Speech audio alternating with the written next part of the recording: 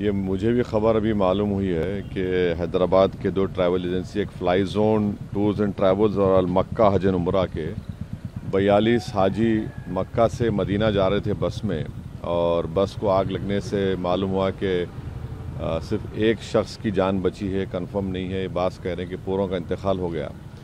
तो मैंने Indian embassy Riyadh में जो DCM है अबू मैथन जॉर्ज साहब से मेरी बात हुई, और उन्होंने मुझसे कहा कि कौंसल जनरल जिद्दा भी और वो ख़ुद इस पर मालूमात हासिल कर रहे हैं और जो भी ज़रूरी कार्रवाई करना है वो करेंगे।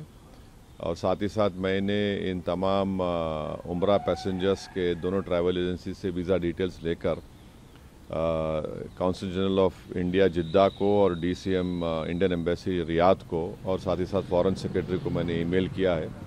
मेरी भारत सरकार से और ख़ास तौर से एक्सटर्नल अफेयर्स मिनिस्टर से जयशंकर साहब से ये रिक्वेस्ट है कि वो इमीडिएटली इस पर देखें, और अगर जिन लोगों की डेथ हुई है उनके परिवार ये चाह रहा है कि उनकी डेड बॉडीज़ जल्द से जल्द इंडिया को लाई जाए, और अगर कोई उसमें ज़ख्मी है तो उनको अच्छी से अच्छी वहाँ पर उनको इलाज हो सके।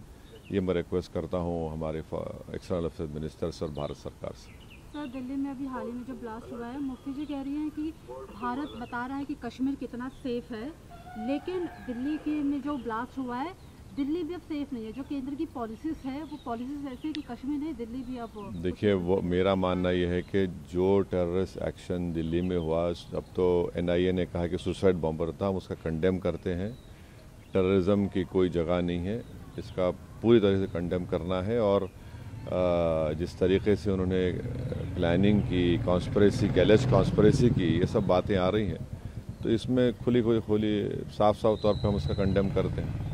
सर, इसी पे कश्मीरी मैन को भी अरेस्ट किया गया है NIA के थ्रू, जिसने बॉम्ब को वहाँ प्रोक्योर करवाया था। जो भी है, अब तो इन्वेस्टिगेशन चल रहा है, तो आप और हम कोई कंक्लूजन पर नहीं आ सकते। मगर ये जो इंसिडेंट हुआ दिल्ली में जिसमें 10 लोगों की मौत हुई, फिर अनफॉर्चुनेटली नौगाम में भी वो जो एक्सप्लोजिव रखे थे वहाँ पर भी पुलिस स्टेशन में ब्लास्ट हुआ, उसमें भी लोगों की मौत हुई।